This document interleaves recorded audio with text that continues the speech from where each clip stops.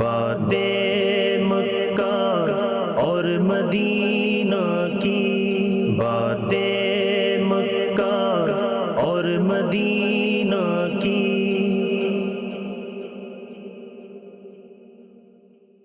الحمدللہ رب العالمین والصلاة والسلام علی خاتم النبیین، اما بعد فاعوذ باللہ من الشیطان الرجیم، بسم اللہ الرحمن الرحیم۔ الصلاة والسلام علیکہ یا رسول اللہ وعلی آلک و اصحابک یا حبیب اللہ، الصلاة والسلام علیکہ یا نبی اللہ وعلی آلک و اصحابک یا نور اللہ۔ مدنی چینل کے ناظرین، دیکھ رہے ہیں پروگرام مکہ مدینہ کی باتیں، عشق مصطفیٰ سے، عشق مکہ و مدینہ سے بھرپور یہ باتیں رکن شورا حاجی عبدالحبیب اتاری صاحب کے ساتھ۔ یہ سیریز ہماری کنٹینیوسلی جاری ہے اور 8واں ایپیسوڈ آپ دیکھ رہے ہیں، 8ویں قسط آپ دیکھ رہے ہیں۔ ابھی تو مدینے کی باتیں باقی ہیں اور ہم نے لاسٹ ایپیسوڈ میں حج کے حوالے سے کچھ باتیں سیکھی تھیں۔ ابھی عرفات سے مزدلفہ جانا باقی ہے اور اسی حوالے سے حاجی صاحب سے پوچھتے ہیں۔ حاجی صاحب، عرفات سے مزدلفہ جانا ہے اور اب یہ سفر شروع ہوا، رات ہے، ٹھنڈی ٹھنڈی رات ہے، اگرچہ گرمی بہت ہے لیکن پھر بھی ایک عجیب سی ٹھنڈک ہے۔ نہیں، یہ رات تو زندگی کی یادگار راتوں میں سے ایک رات ہوتی ہے، ایک سفید چادر سی پھیلی ہوتی ہے۔ مزدلفہ کے پہاڑ دیکھیں، وادی دیکھیں، ہر طرف ایسا لگتا ہے کہ یہ چادر خیموں کی ہوتی ہے یا کیا؟ نہیں، یہ سارے احرام میں حاجی ہوتے ہیں نا، تو ایک عجب منظر ہوتا ہے۔ اربوں پتی، کروڑ پتی، اچھے اچھے گھر میں رہنے والے، نرم بستروں پہ سونے والے، آج پتھریلی زمین پر اللہ کی رضا کے لیے سوئے ہوئے ہیں۔ ایسا لگتا ہے کہ نور کی برسات ہو رہی ہے۔ کوئی خیمے وغیرہ ہوتے ہیں وہاں؟ نہیں، مزدلفہ میں خیمے نہیں ہوتے۔ اب یہ ضرور ہو گیا ہے کہ چونکہ مینا کے خیموں کو بڑھا کر مزدلفہ میں بھی لگا دیے گئے ہیں، اچھا، تو کچھ خیمے ضرور مزدلفہ میں لگے ہوتے ہیں، لیکن وہ ایکچولی وہ وقوف مینا کے لیے ہیں۔ صحیح۔ مزدلفہ میں تو لوگ نارملی روڈ پہ ہی ہوتے ہیں یا میدان میں ہی ہوتے ہیں۔ اچھا، اب یہ جو آپ نے کہا نا کہ رات، یہ رات روایتوں میں آتا ہے حاجی کے لیے شب قدر سے افضل رات ہے۔ سبحان اللہ، اتنی مبارک رات ہے۔ واہ واہ۔ تو یہاں اب حاجیوں نے پہنچ کر مغرب اور عشاء ادا کرنی ہے، اور اس کا طریقہ یہ ہے کہ پہلے مغرب کے فرض پڑھیں گے، پھر عشاء کے فرض پڑھیں گے، پھر مغرب کی سنتیں اور نفل، پھر عشاء کی سنتیں نفل اور وتر وغیرہ پڑھیں گے۔ سبحان اللہ۔ اچھا، اس کے بعد حاجیوں کو مشورہ یہی ہے کہ آپ کافی تھکے ہوئے ہوں گے تو آرام کر لیں اور پھر تہجد کے لیے اٹھیں، 2-3 گھنٹے ریسٹ کریں، باقاعدہ الارم رکھیں۔ تھکے ہوئے ہوں گے، ایسا نہ ہو آپ سوتے ہی رہ جائیں کہ یہ رات عبادت کی رات ہے۔ پھر اٹھ کر کوشش کریں تہجد پڑھیں، خوب دعائیں کریں، خوب دعائیں کریں۔ اب آپ نے کنکریاں بھی تلاش کرنی ہیں۔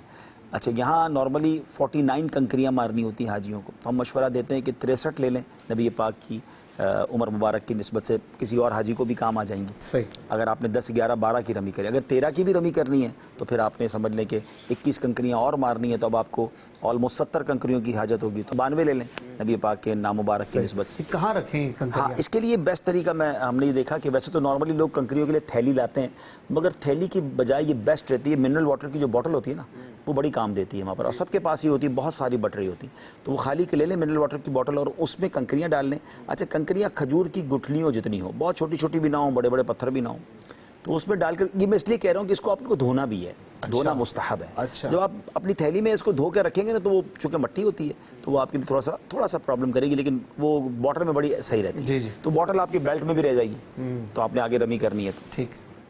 تو بہرحال یہ کنکریاں لے لیں، اور اس کے بعد جو ہے وہ اصل جو وقوف مزدلفہ کا ٹائم ہے، یہاں جو بڑی غلطی نارملی کبھی کبھی حاجی کر جاتے ہیں، وہی والی بات ہے کہ علم نہ ہونے کی وجہ سے وہاں تہجد کے وقت بھی ایک توپ کا گولا پھٹتا ہے اور تہجد کی اذان بھی ہوتی ہے، ٹھیک ہے نا۔ تہجد کی اذان کو بعض اوقات لوگ سمجھتے ہیں فجر کی اذان ہو رہی ہے، اور وہ فجر پڑھنا شروع کر دیتے ہیں اور پھر جانا بھی شروع کر دیتے ہیں۔ وقوف مزدلفہ کا وقت شروع ہی فجر کا وقت شروع ہونے کے بعد ہوتا ہے۔ پہلے تو یہ بات یاد رکھیں، رات میں نہیں، رات میں یہ مبارک رات ہے، لیکن جو واجب وقت ہے وہ فجر کا وقت شروع ہونے کے بعد ہے۔ صحیح۔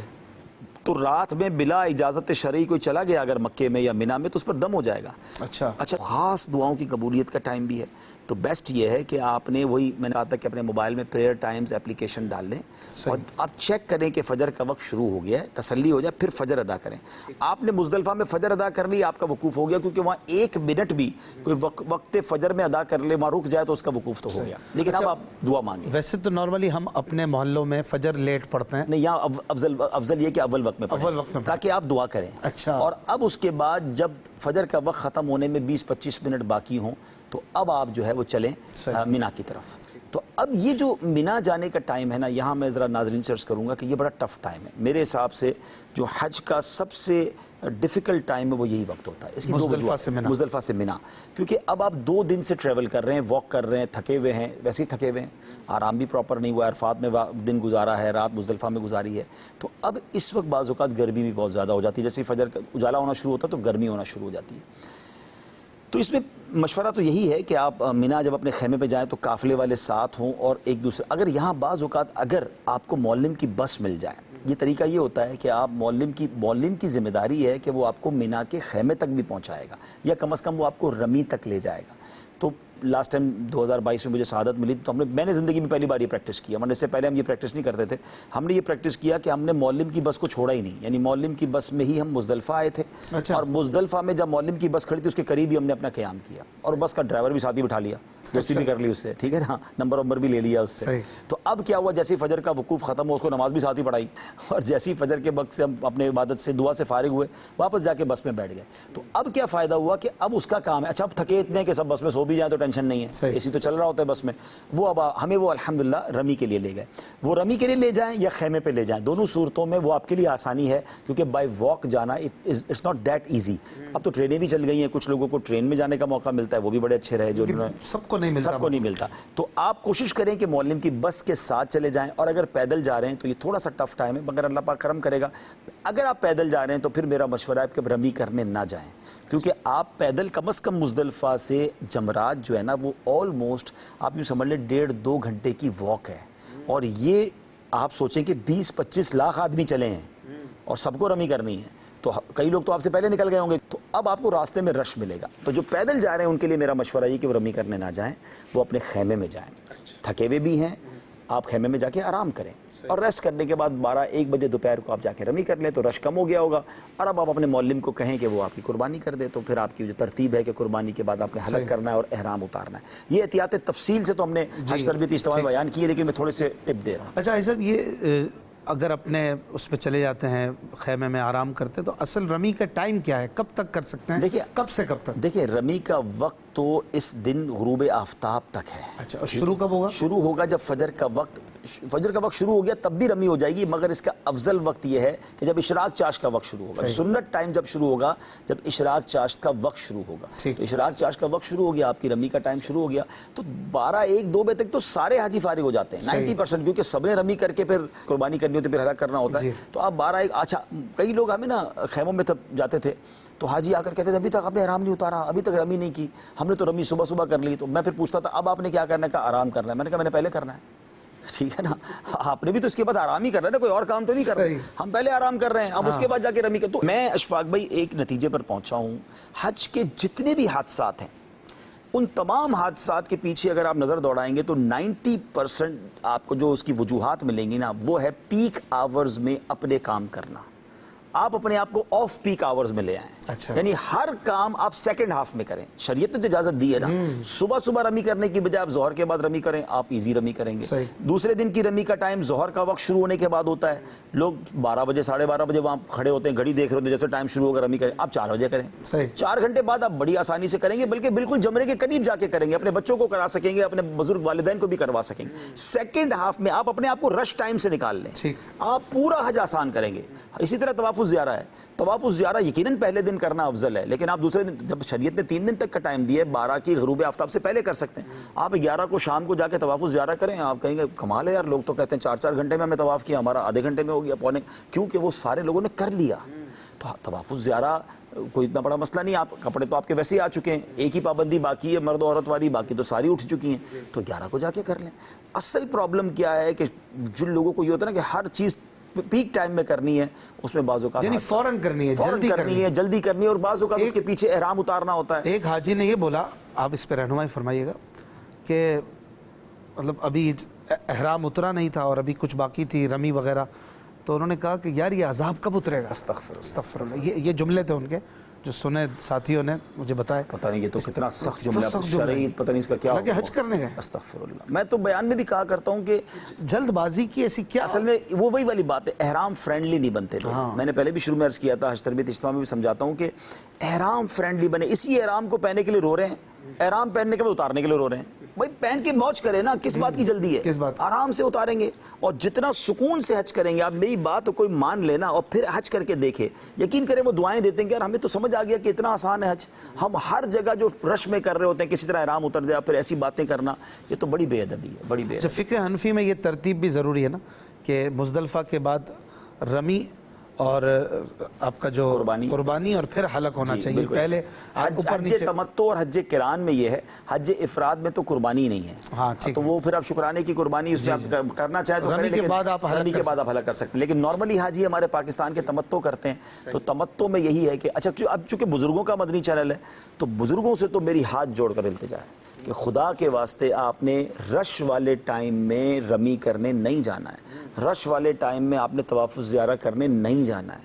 جب میری اور آپ کی شریعت نے اجازت دی ہے, بلکہ مغرب کے بعد رمی جو ہے 11ویں اور 12ویں کی بزرگوں کے لیے تو بلا کراہت جائز ہے. یعنی دوسرے دن جو رمی کا ٹائم شروع ہوتا ہے نا, ظہر کے وقت کے بعد شروع ہو, جیسے ظہر کا وقت شروع ہوا رمی کا وقت بھی شروع ہو گیا. ظہر سے لے کر اگلی فجر تک ٹائم ہے. آپ کو پتہ ہے 2024 کے حج میں گورنمنٹ نے باقاعدہ کئی گروپ والوں کو شام کے بعد ہی رمی کی اجازت دی. مغرب کی اتنی گرمی تھی کہ انہوں نے اپنے گروپ کاروان والے وہ لے کر ہی نہیں گئے, اور میرے حساب سے ٹھیک کیا انہوں نے, کیونکہ دوپہر بہت گرمی تھی. تو جو جتنی اموات بھی اگر ہوئیں اس بار حج پر 2024 میں, اس میں بڑی تعداد تو بزرگوں کی تھی نا, کیونکہ وہ دھوپ میں تھے, ان کو ڈی ہائیڈریشن ہو گئی, ویسی طبیعت پہلے خراب تھی. تو بزرگوں کے لیے ہم پہلے بھی بیان کر چکے ہیں کہ اپنے ماں باپ کو اکیلا حج پر نہ بھیجیں, بزرگوں کو اکیلا حج پہ نہ بھیجیں, آپ جوان ساتھ جائیں. یہ ٹف ہے, حج اتنا آسان نہیں ہے, اور خاص طور پہ یہ جو ایکٹیویٹی ہے, کیونکہ بندہ کھو گیا اور دھوپ میں کھو گیا تو چھاؤں کہاں ملے گی اس کو جب تک وہ اپنے خیمے میں نہیں پہنچے گا. تو وہ جتنی دیر تک اپنے خیمے میں نہیں پہنچا اس وقت تک جو اس کی طبیعت کا حالت ہوگی. تو یہ بہت ضروری ہے. رش کی وجہ سے ایک طرح کا حبس بھی ہو جاتا ہے. ایسا ہی جانے, میں تو کہتا ہوں نکلنا ہی نہیں چاہیے گرمی میں اپنے خیمے سے باہر. آپ اپنے خیمے سے ہی 4-5 بجے کے بعد نکلے جب موسم ٹھیک ہو گیا اور رش کم ہو گیا, اور وہ بھی پہلے دن. اور دوسرے تیسرے دن بزرگ تو مغرب کے بعد آرام سے جا کے رمی کریں. جب شریعت نے اجازت دی ہے تو آپ کیوں جلدی کر رہے ہیں؟ جیسے پہلے دن رمی کتنی کرنی ہے, دوسرے اور تیسرے دن کتنی؟ دیکھیں پہلے دن تو ایک ہی شیطان کو رمی کرنی ہے جس کو بڑا شیطان کہتے ہیں, 7 کنکر مارنے. دوسرے اور تیسرے دن تینوں شیطانوں کو مارنی ہے تو 21 کنکریاں ماریں گے, تو اس طرح 49 ہو جائیں گی. باقی رمی کس رخ پہ کرنی ہے, اس کا طریقہ کیا ہے, اس کے لیے اجتماع دیکھیں. 13ویں کو بھی رمی کر سکتے 13ویں کو رمی بھی سنت ہے, اور ہم نے الحمدللہ جب 13ویں کو رمی کی تو ہمیں اندازہ ہوا کہ لاکھوں لوگ رمی کرتے ہیں. یعنی ایسا نہیں ہے کہ چند 100 افراد اس سنت کو ادا کرتے ہیں. انڈونیشیا کی اور باقی ملکوں کے تو ریلے کے ریلے رمی کرنے آ رہے تھے. تو اگر آپ کے معلم کی طرف سے آپ کو آسانی ملے, وہی والی بات ہے کہ اگر 30 40 50 لوگ آپ جمع ہو جائیں اور معلم سے کہیں کہ بھائی ہمیں کچھ وہ کھانا پینا شاید نہیں دیں گے کیونکہ ان کا پیکیج 12 تک ہوتا ہے, کہ ہمیں صرف خیمے کی لائٹیں اور ایئر کنڈیشن وغیرہ آن رکھیں, ہم 13 کی رمی کر کے جائیں گے, تو نارملی وہ کر دیتے ہیں. تو آپ 12 کی رات یعنی 12 کی رمی کر کے لوگ مکہ جائیں گے, آپ وہیں رک جائیں. اور 13 کو, اچھا 13 کی رمی کا وقت بھی ظہر کے بعد نہیں, فجر کے بعد ہی شروع ہو جاتا ہے, یعنی اشراق چاش کے بعد شروع ہو جاتا ہے. افضل وقت تو ہے اشراق چاش کے بعد ہے, تو وہ آپ کر کے پھر چلے جائیں. اور اگر آپ رات یہاں رک گئے, فجر پڑھ لی تو واجب ہو جائے گی, پھر واجب ہو جائے گی, پھر لازمی ہو. اور آپ ہوٹل میں ہیں تو بھی وہاں سے آ سکتے ہیں, بسیں چل رہی ہوتی ہیں. ہم نے ایسے ہی کیا تھا امیر اہل سنت کے ساتھ, جو 2019 کا جو حج تھا, تو اس میں میں تو شاید نہیں آ سکا تھا جو مجھے یاد پڑتا ہے, مگر مجھے یہ پتا چلا کہ امیر اہل سنت 13ویں کی رمی کرنے تشریف لائے تھے اپنے گھر سے واپس. اچھا, وہ گھر چلے گئے تھے, خیمے میں نہیں تھے, تو گھر سے کیونکہ وہ گھر قریب تھا مینا کے, تو آپ پھر تشریف لائے اور رمی کی تھی آپ. سبحان اللہ. اب یہ رمی ہو گئی, اب قربانی ہم خود کرتے ہیں, قربانی کا کیا ہوتا ہے سسٹم؟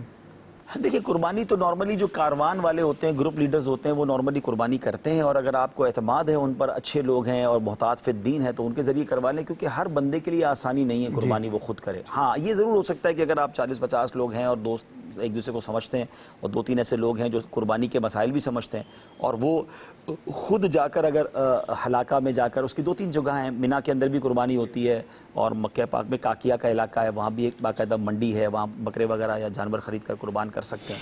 تو وہ بھی پھر جب ہی ہوگا نا کہ آپ جب رمی کریں گے اس کے بعد ان کو اطلاع کریں گے کہ میں نے رمی کر لی, پھر آپ کی قربانی ہوگی. جب تک قربانی کی اطلاع نہیں آئے گی تب تک آپ احرام نہیں اتاریں گے. یہ ضرور ترتیب یاد رکھیے گا. اور اس سے پہلے بھی آپ نے حلق کروانا ہے, یعنی قربانی ہوگی اس کے بعد آپ نے حلق کرنا یا تکسیر کرنی, پھر احرام. یہ حلق تکسیر کی وہی ساری باتیں جو عمرے میں کی تھی اس کو مد نظر رکھیں.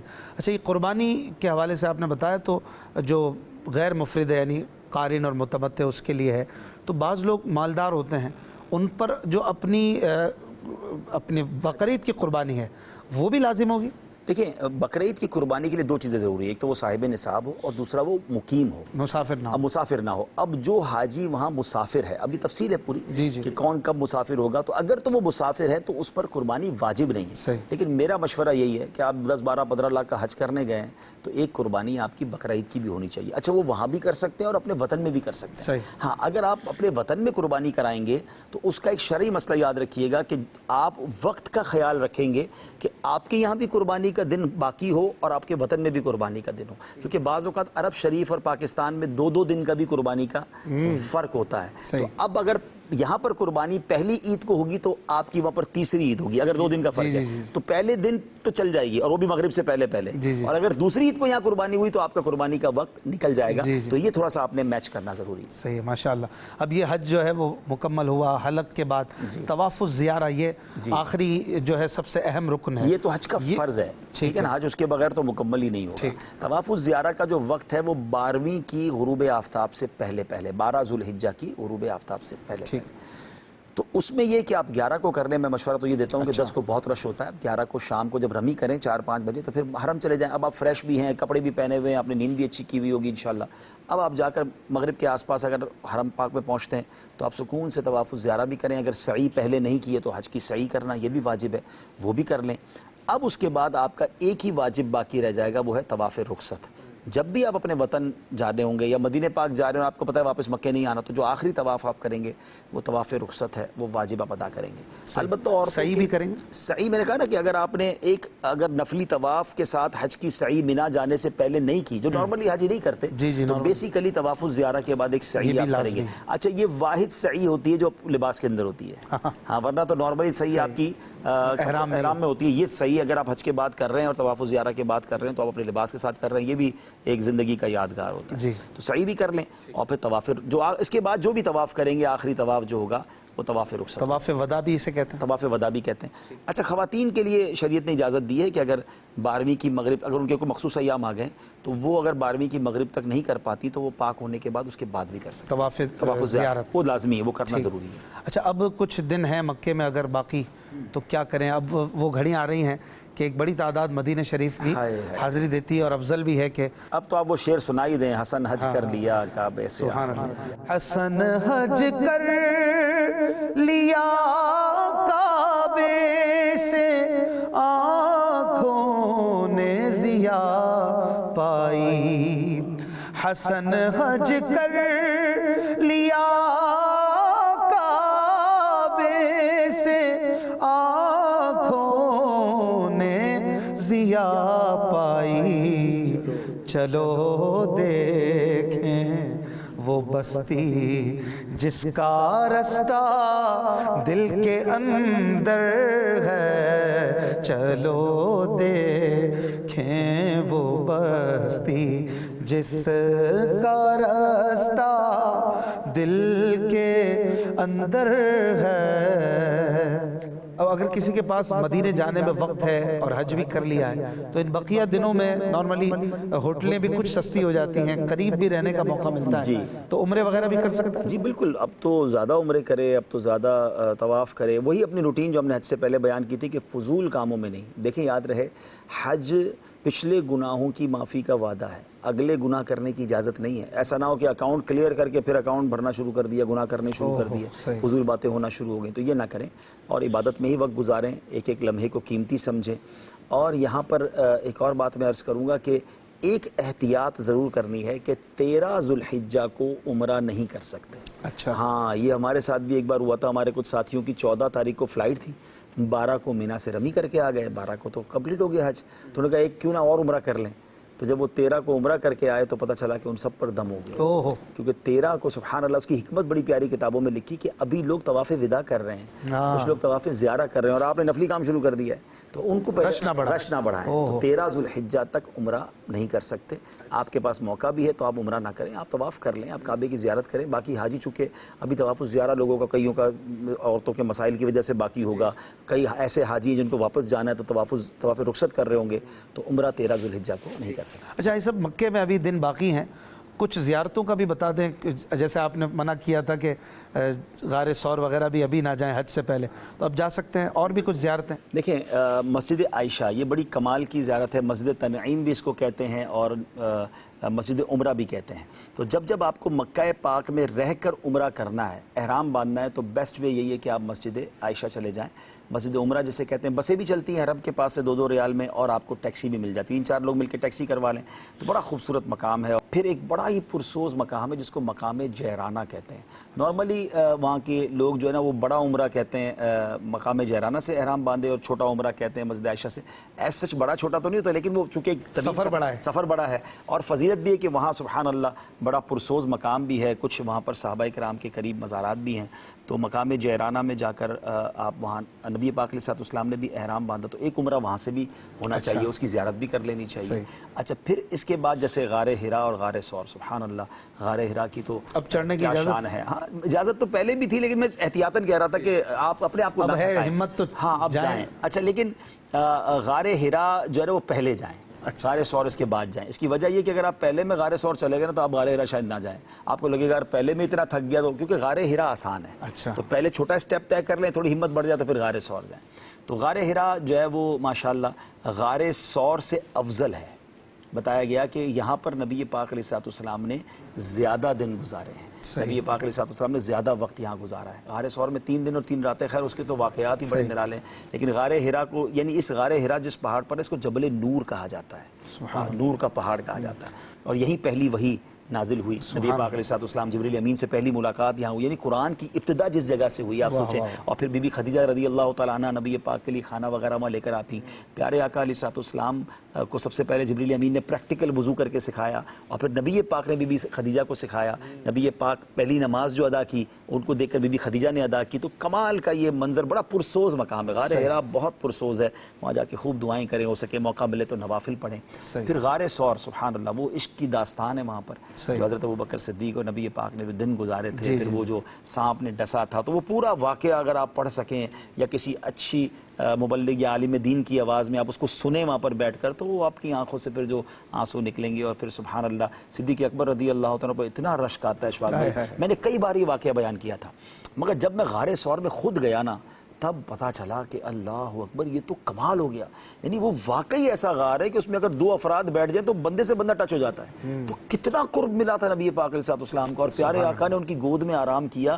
علماء نے کمال کے جملے لکھے کہ جس وقت نبی پاک صدیق اکبر رضی اللہ تعالیٰ کی گود میں غار ثور میں آرام کر رہے تھے، یہ وہ عبادت تھی جو کائنات میں اس وقت کوئی اور نہیں کر رہا تھا، یہ اکیلے صدیق اکبر کر رہے تھے۔ اور یہ اسی دعا یا اسی خواہش کا ثمرہ ہے کہ ان سے پوچھا گیا نا کہ آپ کی 3 خواہشات کیا ہیں، تو آپ نے عرض کیا تھا حضور آپ کو دیکھتا رہوں، اپنا مال آپ پر خرچ کرتا رہوں، اور آپ کے قدموں میں حاضر رہوں، دیکھتا رہوں، زندگی بھر تو دیدار کرتے رہے مگر غار ثور کا دیدار سبحان اللہ اس کی بات ہی اور ہے۔ اور پھر وہ جو قربانی دی انہوں نے اور اپنی جان جانے دی، اور نبی پاک نے لعاب دہن لگایا، بڑا عشق بھرا واقعہ، تو وہ وہاں ضرور جائیں اور پھر اس کو سارے واقعے کو وہاں ریکال کریں، آنسو بہائیں، عشق رسول کی خیرات مانگیں، اپنے غار ثور کو اپنی ایمان کا گواہ کریں۔ اچھا، غار ثور سے مکہ پاک کا منظر اور خاص طور پہ حرم پاک کا منظر بھی بہت خوبصورت، اگر رات میں جائیں، غار ثور میں دن میں نہ جائیں، غار حرا میں بھی دن میں جائیں، وہاں لائٹیں وغیرہ لگ گئی ہیں، بہت سارے لوگ جا رہے ہوتے ہیں، تو گرمی میں جائیں گے تو ڈی ہائیڈریشن ہو سکتی ہے، رات میں جائیں اور پوری رات کی نیت سے جائیں تو بہت بیوٹیفل جرنی ہے، اور بڑا آپ اس کو، خاص طور پہ اگر کوئی قافلہ ہے، کچھ لوگ ساتھی ہیں،